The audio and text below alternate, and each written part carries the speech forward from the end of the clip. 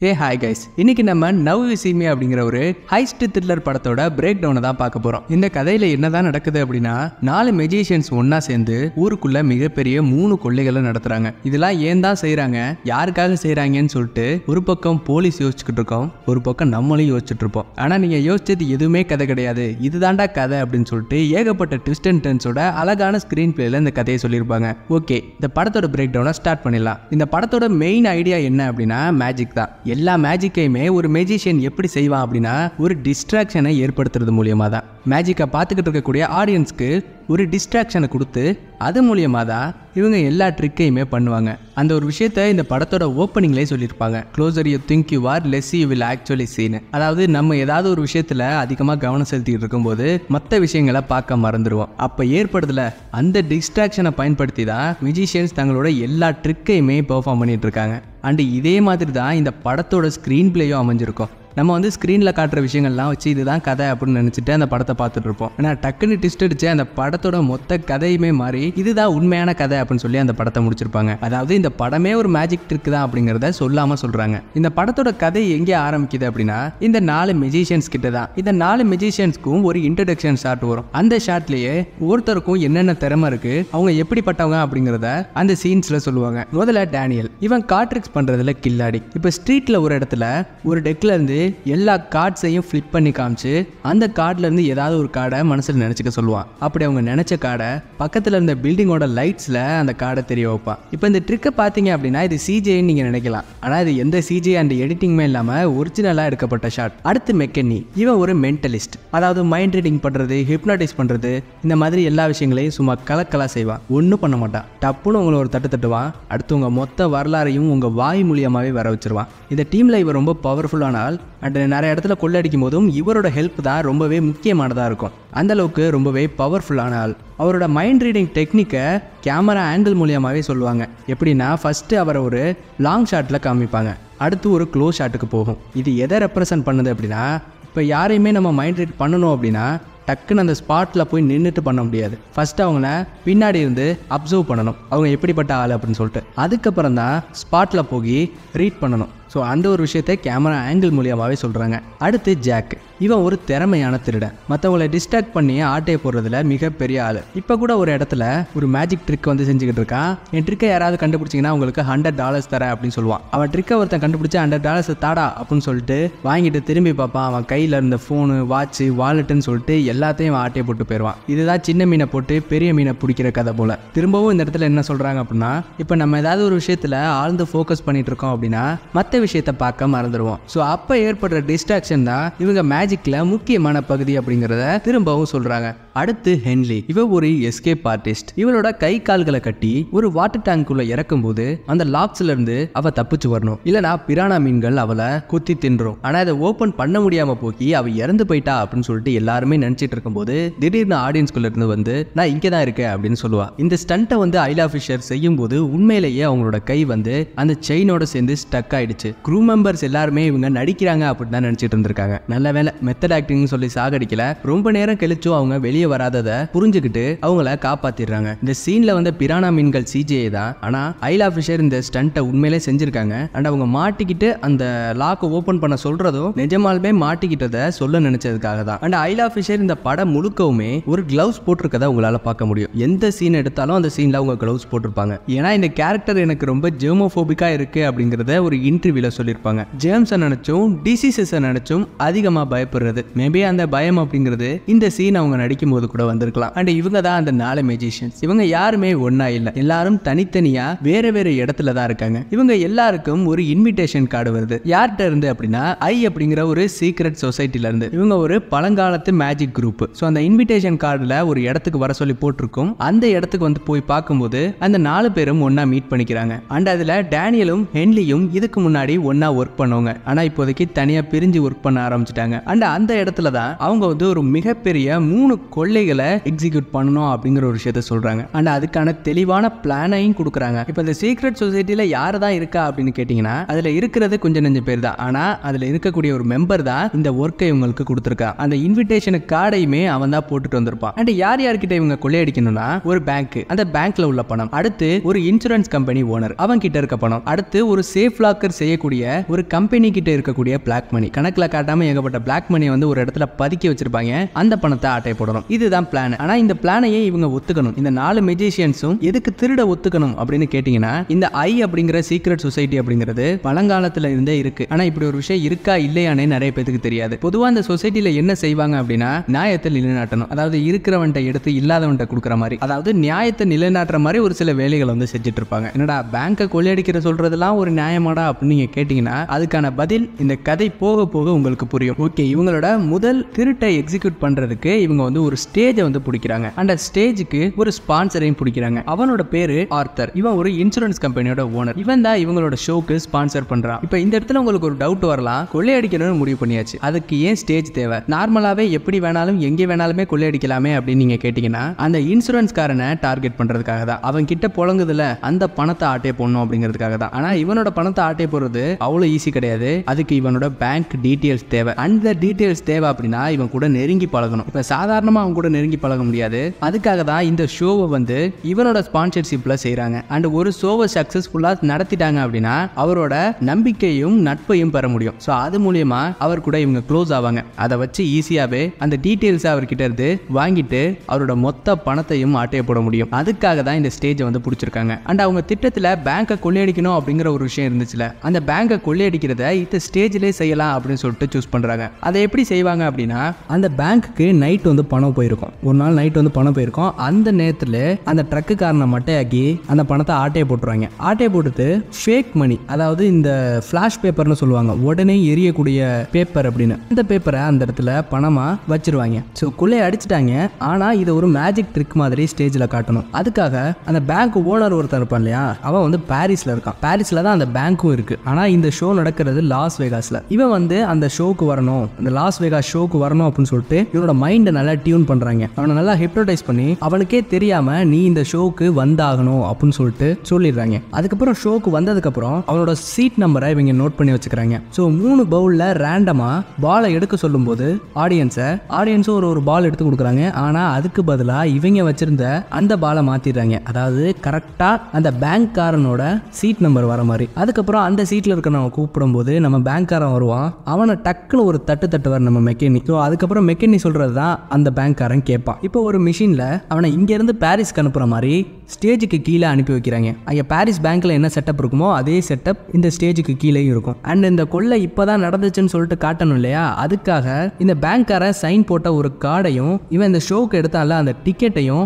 அந்த இடத்துல போட்டு வரான். ஆனா அந்த கார்டையும் டிக்கெட்டையும் அன்னைக்கு நைட்டு இவங்க எப்ப அந்த பணத்தை தூக்குனாங்களோ அப்பவே அந்த பேங்க்ல, அதாவது பாரிஸ்ல இருக்க பேங்க்ல வச்சிருவாங்க. அந்த பாரிஸ்ல இருக்க பேங்க்ல உள்ள பணம் எல்லாமே ஃபிளாஷ் பேப்பர் தானே, அது கொஞ்சம் கொஞ்சமா எரிஞ்சு ஒண்ணுமே இல்லாம ஆயிடுது. மிச்சம் இருக்கிறது அவன் சைன் போட்ட கார்டும் அந்த டிக்கெட்டும் தான். பேங்கை திறக்கிறப்ப அதை திறந்து பார்த்தா இது மட்டும் தான் இருக்கு. எல்லாம் அப்படி மிரண்டு போறாங்க. இந்த பணத்தை எல்லாத்தையும் அந்த ஸ்டேஜ்ல இவங்க பெர்ஃபார்ம் பண்ணிக்கிட்டு இருக்க அந்த ஸ்டேஜ்ல கொட்ட வைக்கிறாங்க. அன்னைக்கு நைட்டு அந்த பணத்தை எல்லாத்தையும் அடிச்சு இந்த இடத்துல கொண்டு வந்து வச்சிருக்காங்க.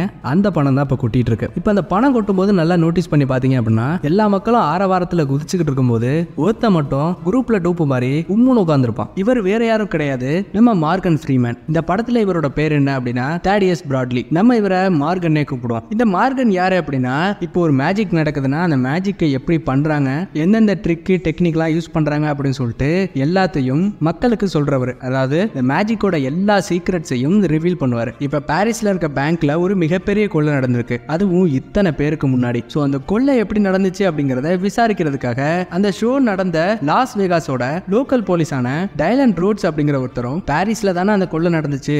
சோ அந்த பாரிஸ்ல இருந்து வந்த ஒரு லேடி போலீஸான ஆல்மா அப்படிங்கிறவங்களும் இந்த கேஸை விசாரிக்கிறாங்க. இந்த கேஸ் கேஸ்ல ஆல்மா ரொம்பவே இன்ட்ரெஸ்டடா இருக்காங்க. ஆனா ரோட்ஸ் வந்து அந்த அளவு இன்ட்ரெஸ்டடா இல்ல. ஆல்மா மேலையும் இவருக்கு நம்பிக்கை இல்ல. ஏன்டா இவள அனுப்பிச்சு வச்சாங்க அப்படிங்கிற மாதிரி தான் இருக்கும் ரோட்ஸுக்கு. சோ அந்த இன்வெஸ்டிகேஷன் ரூம்ல அந்த 4 மெஜிஷியன்ஸே வச்சு விசாரிச்சுக்கிட்டு இருப்பாங்க. அப்போ அந்த பேங்க் மேனேஜரை விசாரிக்கும் போது எனக்கு எதுவுமே தெரியாதியா அப்படின்னு அவர் சொல்றாரு. அது எப்படி அவனுக்கு தெரியாம இருக்கும், அந்த கொள்ளையே உன்னைய வச்சுதான் செஞ்சிருக்காங்க எப்படின்னு கேட்டுக்கிட்டு இருக்கும்போது இடையில புல்ஷீட் அப்படிங்கிற ஒரு வார்த்தையை சொல்லுவாங்க. அதை சொன்னதுக்கு அப்புறம் இந்த பேங்க்காரன் எந்திரிச்சு வயலின் வாசிக்கிற மாதிரி ஆட ஆரம்பிச்சிருவான். இந்த இடத்துல தெளிவா என்ன காட்டுறாங்க அப்படின்னா, இவர் செஞ்ச எந்த ஒரு விஷயமே இவரோட சுயநினைவுல இல்ல, இவர் ஃபுல்லா ஹிப்னோடைஸ் ஆயிருக்காரு அப்படிங்கறத இந்த இடத்துல காட்டுறாங்க. இந்த மாதிரி இன்வெஸ்டிகேஷன் பண்ணிட்டு இருக்கும்போது அப்போ மெக்கென்னி ரோட்ஸை பார்த்து என்ன சொல்லுவான் அப்படின்னா, you have a big daddy issues அப்படின்னு சொல்லுவான். அதாவது இவரோட அப்பாவால இவருக்கு நிறைய பிரச்சனை இருக்கு அப்படிங்கிற மாதிரி சொல்லுவாரு. அண்ட் இதுதான் இந்த படத்தோட மிகப்பெரிய ஒரு பிளாட் ட்விஸ்டா இருக்கும். மெக்கென்னி இந்த மைண்ட் ரீடிங்லாம் பண்றாருல, இது முழுக்க முழுக்க ஒருத்தரோட பாடி லாங்குவேஜ்,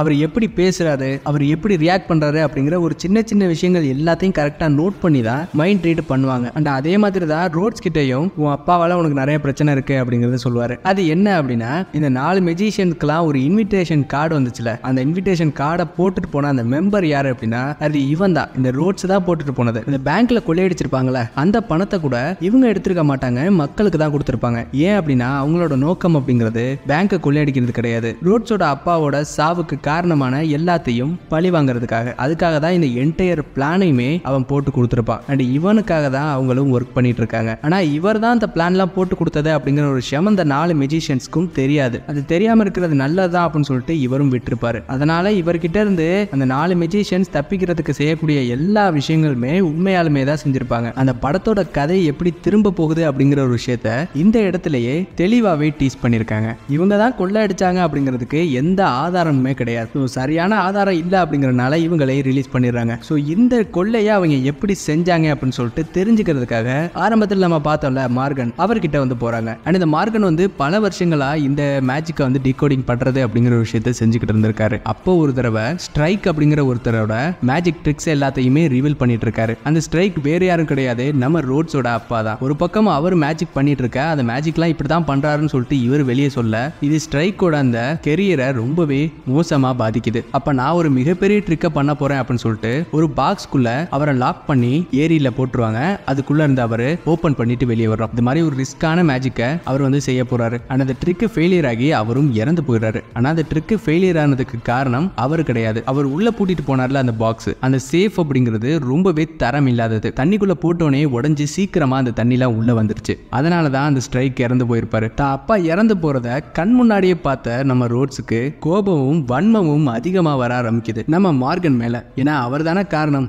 அவர் மட்டும் இந்த ட்ரிக்ஸ் எல்லாம் ரிவீல் பண்ணாம இருந்திருந்தாரு அப்படின்னா இந்த மாதிரி ஒரு ஆபத்தான மேஜிக்கை ஸ்ட்ரைக் வந்து செய்யணும்னு நினைச்சிருக்க மாட்டாரு. அது மட்டும் இல்லாம அவரோட அப்பாவோட சாவுக்கு காரணமான அந்த சேஃப் லாக்கர் செய்யக்கூடிய அந்த கம்பெனி, ஏன்னா அவங்க தரம் இல்லாத சேஃபை செஞ்சனாலதான் அவர் இறந்து போனாரு. சோ அந்த கம்பெனி அதுக்கப்புறம் ஸ்ட்ரைக் இறந்து போனா ஒரு இன்சூரன்ஸ் பணம் வந்து ரோட்ஸுக்கு வரணும். அது மாதிரி தான் அவர் வந்து ஒரு பாலிசி போட்டு வச்சிருப்பாரு. ஆனா அந்த பணத்தையும் கொடுக்காம ஆர்த்தர் அப்படிங்கிறவ ஏமாத்திடுறான். சோ இப்ப தெரியுதா எதுக்காக ஆர்த்தருக்கு ஸ்கெட்ச் போட்டு வச்சிருக்காங்கன்னு சொல்லிட்டு. அந்த இன்சூரன்ஸ் மணி டிரான்சாக்ஷன் இருக்குல்ல, அது ஒரு பேங்க்ல தான் நடக்கும். சோ அந்த பேங்க் தான் இவங்க பாரிஸ்ல கொள்ளையடிச்ச பேங்க். ரோட்ஸ் செய்யற ஒவ்வொரு விஷயமே தன்னோட அப்பா சாவுக்கு காரணமானவங்களை பழி வாங்கணும் அப்படிங்கிறதுக்காக தான். இப்ப கூட மார்கன் வந்து ஸ்ட்ரைக்கை பத்தி பேசிட்டு இருக்கும்போது ரோட்ஸ் வந்து கொஞ்சம் ஸ்ட்ரைக்கு சப்போர்ட் பண்ணி பேசுவார். அதாவது நீங்க செஞ்சதுதான் வந்து முக்கியமான தப்பு, இந்த மாதிரி அந்த ட்ரிக்ஸ் எல்லாம் மொத்தமா எக்ஸ்போஸ் பண்ணி வெளியில சொல்லியிருக்க கூடாது அப்படின்னு. இப்ப திரும்பவும் இந்த இடத்துல என்ன ஃபோர் ஷேடோ பண்றாங்க அப்படின்னா ஸ்ட்ரைக்கோட பையன் தான் ரோட்ஸ் அப்படிங்கிறது. அண்ட் அந்த ட்ரிக்கை வந்து எப்படி நடத்தினாங்க அப்படிங்கிறத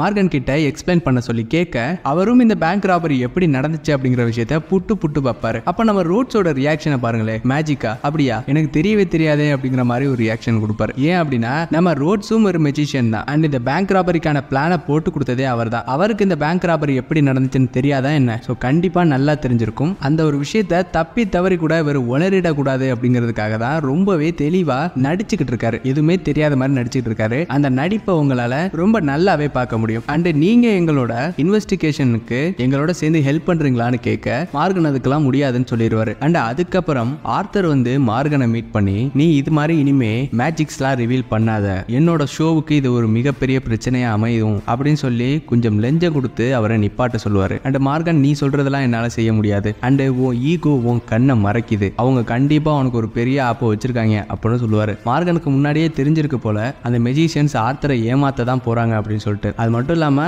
அவர் சொன்ன டயலாக்கை நல்லா கவனிச்சு பாருங்க. ஓ ஈகோ உன் கண்ணை மறைக்குது அப்படின்னு சொல்லியிருப்பாரு. இதே எக்ஸாக்ட் டயலாக்கை ரோட்ஸ் வந்து மார்கனை ஜெயில பார்க்கும்போது சொல்லுவாரு. இதுல இருந்து என்ன காட்டுறாங்க அப்படின்னா தான் டார்கெட் எங்க இருந்தாலும் சரி ரோட்ஸ் வந்து அவங்கள தொடர்ந்து கண்காணிச்சுக்கிட்டே தான் இருக்கிறாரு. அதனாலதான் அவங்க பேசுற வார்த்தைகள் முதற்கொண்டு இவருக்கு தெரிஞ்சிருக்கு. அண்ட் அந்த 4 மெஜிஷியன்ஸும் அவங்களோட அடுத்த ஷோவுக்காக ஒரு பிளைன்ல வந்து ஆர்த்தரோட போயிட்டு இருப்பாங்க. ஸோ இப்போதான் ஒரு மிகப்பெரிய ஷோவை சக்ஸஸ்ஃபுல்லாக பண்ணி ஆர்த்தருக்கு பேரும் புகழை வாங்கி கொடுத்தாச்சு. ஸோ இப்போ ஆர்த்தரோட அவங்க கொஞ்சம் க்ளோஸாக மாறிட்டாங்க. அப்படி கொஞ்சம் கொஞ்சமாக அவர்கிட்ட சாதாரணமாக பேசி காமெடி பண்ணிக்கிட்டு இருக்க மாதிரி பேச்சு கொடுத்து உங்க அங்கிள் பேர் என்ன, உங்களோட பெட்டு பேர் என்ன அப்படின்னு பேசிக்கிட்டு அவருக்கே தெரியாம அவரோட பேங்க் டீட்டெயில்ஸ் எல்லாத்தையுமே வாங்கிடுறாங்க. இப்போ உங்க ஷோ நடக்க போற அந்த இடத்துக்கு போய் ஒரு சில மேஜிக் செஸ்ஸை பெர்ஃபார்ம் பண்ணிட்டு இருப்பாங்க. அதுல ஒண்ணுதான் ஒரு பாக்ஸுக்குள்ள முயலை வச்சு மறைய வைக்கிற ட்ரிக். அதாவது ஒரு கண்ணாடியை யூஸ் பண்ணி தான் அந்த இடத்துல முயலை வந்து மறைய வைப்பாங்க. இது எதை ரெப்ரசன்ட் பண்ணுது அப்படின்னா லேட்டரா இந்த படத்துல ஒரு 3வது ராபரி நடக்கும். ஒரு சேஃப் லாக்கர் கம்பெனி கிட்ட ஒரு பிளாக் மணி இருக்குல்ல, அதை வந்து ஆட்டையை போடுறப்ப இதே மாதிரி ஒரு மிரரை தான் யூஸ் பண்ணிருப்பாங்க. இந்த மிரர் யூஸ் பண்ணி ஒரு விஷயத்தை மறைய வைக்கிறது அப்படிங்கிறது அவங்களோட வழக்கமான ஒரு டெக்னிக் அப்படிங்கறத அழகா இந்த இடத்துல சொல்றாங்க. அண்ட் கண்டிப்பா இந்த ஷோல எதுவும் ஏடா கூட நடக்கும் அப்படின்னு சொல்லிட்டு இவங்களை பிடிக்கிறதுக்காக அந்த இடத்துல போலீஸும் வந்திருப்பாங்க. அப்ப நம்ம ஆல்மாவை பாத்தீங்க அப்படின்னா அந்த ஷோ எல்லாத்தையும் ஆச்சரியமா பார்த்து என்ஜாய் பண்ணிட்டு இருப்பாங்க. ஆனா இதுவே நம்ம ரோட்ஸை பாத்தீங்கன்னா மூஞ்சியை சீரியஸா வச்சுக்கிட்டு உருன்னு உட்கார்ந்துருப்பாரு. ஏன்னா இவரும் ஒரு மெஜிஷியன் தானே, இந்த மேஜிக் ட்ரிக்ஸ் எல்லாம் அவருக்கு சாதாரணமா தானே தெரியும். சோ அந்த விஷயத்த அழகாவே காட்டுறாங்க. அண்ட் அந்த ஷோல கடைசியா ஆத்தர் கிட்ட இருந்து கலெக்ட் பண்ண அந்த பேங்க் டீடைல்ஸ் வச்சு அவரோட பேங்க்ல இருக்கக்கூடிய மொத்த பணத்தையும் அந்த ஸ்டேஜ்ல வச்சு ஆட்டைய போடுறாங்க. ஆனா இந்த பணத்தை கூட இவங்க வச்சுக்கல, மக்களுக்கு தான் கொடுக்குறாங்க. இந்த ஆத்தர் வந்து கிளைம் கொடுக்காம ரோட்ஸை ஏமாத்திருப்பார்ல, அதே மாதிரி இன்சூரன்ஸ் கிளைம் கொடுக்காம இன்னுமே நிறைய பேர் ஏமாத்திருப்பாரு. அது மாதிரி யாரெல்லாம் ஏமாந்துருக்காங்களோ அவங்களுக்கு இந்த பணத்தை டிரான்ஸ்ஃபர் பண்ணி விட்டுறாங்க. நம்ப வச்சு ஏமாத்திட்டாங்களே அப்படின்னு சொல்லிட்டு செம்ம கடுப்புல இருக்காரு ஆர்த்தர். இவங்களை எப்படியாவது புடிச்சே தீரணும் அப்படின்னு சொல்லிட்டு மார்கன் கிட்ட ஹெல்ப் கேட்கிறாரு. ஆனா இந்த தடவை மார்கன் ஹெல்ப் பண்றதுக்கு ஒத்துக்கிறாரு. ஆனா இதுக்கு முன்னாடி அந்த 4 மெஜிஷியன்ஸும் ஆர்த்தர் கிட்ட அந்த பணத்தை ஆட்டையை போட்டு தப்பிச்சு போயிருப்பாங்கல்ல, அப்ப வந்து ஆல்மா டேனியல கன் பாயிண்ட்ல புடிச்சு நிப்பாடி இருப்பாங்க. ஆனா அவர் தப்பிச்சு போயிருவாரு. அப்ப ரோட்ஸ் வந்து நீ அவங்கள வேணும்னு தான் தப்பிக்க விட்டுருக்க, நீ தானே அந்த ஸ்பை, நம்ம டீம்ல இருந்துகிட்டே அந்த மெஜிஷியன்ஸ்க்கு ஹெல்ப் பண்ற அப்படின்னு சொல்லிட்டு ஆல்மாவை கன்ஃபியூஸ் பண்ணி விடுறதுக்காக இந்த மாதிரி பேசுவாரு. ஏன் அப்படின்னா ஆல்மா அந்த கேஸை ரொம்பவே சீரியஸா எடுத்து பார்த்துட்டு இருப்பாங்க. ஸோ தான் அந்த ஸ்பை இவங்களோட அந்த போலீஸ் டீம்ல இருக்கிறது அப்படிங்கிற விஷயம் இவங்க கண்டுபிடிச்சிருவாங்களோ அப்படிங்கிற ஒரு பயத்துல தான் அவர் இவங்களை கன்ஃபியூஸ் பண்றதுக்காக இந்த மாதிரி பேசியிருப்பாரு. அண்ட் அப்போதான் ஆல்மா வந்து தான் என்னெல்லாம் இந்த கேஸ்ல கண்டுபிடிச்சாங்க அப்படிங்கிற விஷயத்த சொல்லுவாங்க. அதாவது இந்த ஐ அப்படிங்கிற சீக்ரெட் சொசைட்டி அப்படிங்கிறது உண்மையிலேயே இருந்திருக்கலாம் அப்படிங்கிற மாதிரி சொல்லுவாங்க. ரொம்ப வருஷத்துக்கு முன்னாடி ஸ்ட்ரைக் அப்படிங்கிற ஒருத்தர் இறந்து போனார்ல, அவரோட சாவுக்கும் இந்த 4 மெஜிஷியன்ஸ் பண்ணக்கூடிய திருட்டுக்கும் ஏதோ ஒரு சம்மதம் இருக்கு. இவங்க எல்லாருமே அந்த ஐ அப்படிங்கிற சீக்ரெட் சொசைட்டில இருக்காங்க அப்படிங்கறத லைட்டா இவங்க கெஸ் பண்றாங்க. ஆனா இவங்களால அந்த ரோட்ஸ் தான் இவங்க போலீஸ் டீம்ல இருக்கக்கூடிய ஸ்பை அப்படிங்கிறது அவனுக்கு தெரியாது. அண்ட் இதை தொடர்ந்து இவரோட மொபைல்ல ஒரு ட்ராக்கிங் டிவைஸ் வந்து இருக்கிறத நோட்டீஸ் பண்றாங்க. இதை யார் வச்சிருப்பா அப்படின்னா ஆரம்பத்தில் அந்த 4 மெஜிஷியன்ஸை விசாரிச்சிருப்பாங்கல்ல, அப்போதான் டேனியல் அவரோட போன் எடுத்துட்டு இந்த ட்ராக்கிங் டிவைஸ் ஃபிட் பண்ண அந்த டிவைஸை கொடுத்துருப்பாரு. இதை வச்சுதான் அவங்க என்ன பேசுறாங்க என்ன செய்றாங்க அப்படிங்கிற எல்லா விஷயத்தையும் அவங்க தெரிஞ்சுக்கிட்டு இவங்க ஒரு மூவ் பண்றதுக்கு முன்னாடி அவங்க இன்னொரு மூவ் முன்னாடி வைக்கிறாங்க. இப்ப அவங்க கிட்ட ரோட்ஸோட மொபைல் இருக்கும்ல, சோ அதை ட்ராக் பண்றது மூலமா அவங்க இருக்கிற இடத்தை கண்டுபிடிச்சு அந்த இடத்துக்கு போவாங்க. இவங்க வராங்க அப்படிங்கறத அந்த 4 மெஜிஷியன்ஸும் தெரிஞ்சுக்கிட்டு வேக வேகமா இவங்க இது வரைக்கும் செஞ்சுக்கிட்டு இருந்த எல்லா விஷயங்களுக்கான ஆதாரத்தையும் பிளானையும் எரிச்சுக்கிட்டு இருப்பாங்க. அண்ட் ஜாக் மட்டும் அந்த இடத்துல இருந்து அந்த பிளான்ஸ் எல்லாத்தையுமே எரிச்சிட்டு இருப்பான். மத்த 3 பேரும் தப்பிச்சு போயிருவாங்க. அப்ப அந்த போலீஸ் டீம் உள்ள வர உள்ள செம ஃபைட் நடக்கும். அப்ப 2 பேத்துக்கும் ஃபைட் நடக்கும்போது நம்ம ஜாக் வந்து மிமிக்ரி பண்ணி அங்க இருக்க ஸ்வாட ஏமாத்தி வேற டைரக்ஷனுக்கு அனுப்பி வச்சிருவாரு. இது எந்த விஷயத்தை ரெப்ரசன்ட் பண்ணுது அப்படின்னா இதே மாதிரி ஒரு மிமிக்ரியை செஞ்சுதான் இதுக்கப்புறம் இவங்க திருட போகக்கூடிய அந்த சேஃப் லாக்கர்ல இருக்கக்கூடிய பணத்தை கொள்ளையடிக்கும் போதும் அங்க இருந்தவங்களையும் இதே மாதிரி மிமிக்ரி பண்ணி தான் ஏமாத்தி இருப்பாங்க. அந்த ஒரு விஷயத்தை இந்த இடத்துல தெளிவாவே காட்டுறாங்க. அண்ட் இவங்க 2 பேரும் சண்டை போட்டுக்கிட்டு அந்த இடத்தோட பேஸ்மெண்ட்டுக்கு போகும்போது அந்த இடத்துல ஸ்ட்ரைக் அப்படிங்கிற பேர் எழுதின ஒரு பாக்ஸை பார்க்க முடியும். அதாவது ரோட்ஸ் தான் இவங்களுக்கு எல்லா பிளானையுமே போட்டு கொடுத்திருக்காரு. அண்ட் இவங்களுக்கு அந்த இடத்தை ரெடி பண்ணி கொடுத்ததும் இவர் தான். ஸோ அதனால தான் இவரோட அப்பாவோட ஒரு பொருள் அப்படிங்கறது அந்த இடத்துல இருக்கு. ஸோ அது ரோட்ஸோட பிளேஸ் அப்படிங்கறத இந்த இடத்துல தெளிவாவே காட்டுறாங்க. அண்ட் அந்த ஜாக் கார்ல ஏறி எஸ்கேப் ஆகி தப்பிச்சு போகும்போது இடையில ட்ரக்ல மெக்கன்னி வருவாரு. அண்ட் கார்ல டேனியலும் ஹென்லியும் வருவாங்க. அப்ப மெக்கன்னி ட்ரக்கை வச்சு உள்ள பூந்து ரோட்ஸோட காரை வழி மறைக்க அப்ப இடையில என்ன நடக்கும் அப்படின்னா ஜாக்கோட கார் அங்கிட்டு போயிரும். இவங்க ஜாக்கோட கார் மாதிரி ரெடி பண்ணி கொண்டு வந்த ஒரு டம்மி காரு இடையில வந்துடும். இப்ப அந்த டம்மி காரை புரட்டி விட்டு வெடிச்சு செதற மாதிரி செஞ்சிருவாங்க. இப்ப ஜாக் தான் இறந்து போயிட்டான் அப்படின்னு சொல்லிட்டு எல்லாருமே நினைச்சிட்டு இருப்பாங்க. அந்த டம்மி கார் வெடிக்க போற அந்த சமயத்துல ரோட்ஸ் உள்ள போய் ஒரு சீட்டை வந்து எடுத்துட்டு வருவாரு. ஜாக் வச்சிருந்த அந்த சீட்ல ஒரு சேஃப் லாக்கர் கம்பெனியோட பேர் போட்டிருக்கும். சோ இவங்களோட அடுத்த டார்கெட் அதுவா தான் இருக்கணும்னு சொல்லிட்டு அந்த இடத்துக்கு போய் பார்த்தா அங்க எதுவுமே இருக்காது. இப்பதான் ஒரு ட்ரக்ல அந்த பணம் போச்சுன்னு சொல்ல பக்கத்துல இருக்க ஆபீசரை பார்த்தா அவர் வயலின் வாசிக்கிட்டு இருக்காரு. இவரையும் ஹிப்னாடைஸ் பண்ணிட்டாங்க. சோ பணம் போகக்கூடிய அந்த ட்ரக்கை போய் துரத்திட்டு போய் அதை திறந்து பார்க்கும்போது உள்ள பலூனு துணின்னு சொல்லிட்டு இவங்களுக்கு தேவையில்லாத எல்லா ஜாமானையும் தூக்கி அடைச்சு வச்சிருக்காங்க. இப்ப போலீஸ் என்ன நினைக்கும் அப்படின்னா இந்த பணத்தை இவங்க முன்னாடியே திருடிட்டாங்க அப்படின்னு சொல்லிட்டு. ஆனா முன்னாடி எல்லாம் திருடி இருக்க மாட்டாங்க. இவங்க வரதுக்கு முன்னாடி உள்ள வந்து ஜஸ்ட் ஒரு கண்ணாடியை தான் வச்சுட்டு போயிருப்பாங்க. முன்னாடி ஒரு முயல் ட்ரிக் பார்த்தோம்ல அதே மாதிரி. அப்ப வந்து பார்த்த போலீஸ் லாக்கர் இல்ல நினைச்சிட்டு போயிருப்பாங்க.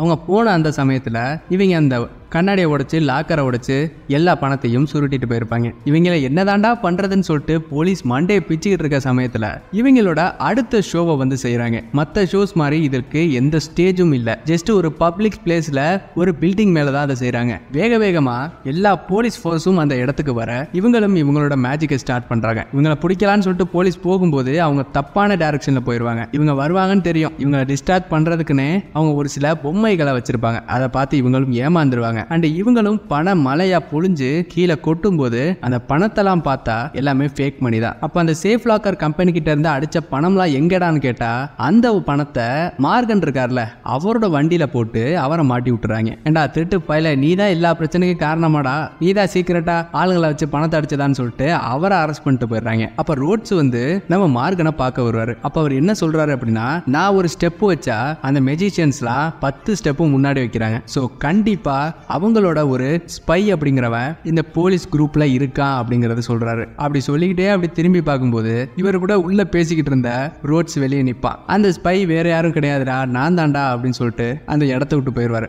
நில்றா ஏன்டா இது மாதிரிலாம் செஞ்ச சொல்றான்னு கேட்க அவரும் எதுவுமே சொல்லாம போயிடுவாரு. இப்ப நம்ம ரோட்ஸ் யாரெல்லாம் பழி வாங்கணும்னு நினைச்சாரோ எல்லாத்தையும் பழி வாங்கிட்டாரு. ஆனா ரோட்ஸ் நினைச்ச மாதிரி மார்கன் வந்து அவ்வளவு கெட்டவர்லாம் கிடையாது. உண்மையை சொல்ல போனா இவர் அவங்க அப்பாவோட ஃப்ரெண்டு தான். அவங்க 2 பேரும் சேர்ந்து தான் ஒரு பக்கம் மேஜிக் செய்யறது இன்னொரு பக்கம் அதை ரிவீல் பண்றது அப்படின்னு சொல்லிட்டு செஞ்சுக்கிட்டு இருப்பாங்க. இந்த ஒரு விஷயம் ரோட்ஸுக்கு தெரியாது. மார்கன் நல்லவர் தான் அப்படிங்கறத செகண்ட் பார்ட்ல தான் நமக்கு சொல்லுவாங்க. ஆனா ஃபர்ஸ்ட் பார்ட்லயே அதுக்கான ஒரு சின்ன ரெஃபரன்ஸை கொடுத்துருக்காங்க.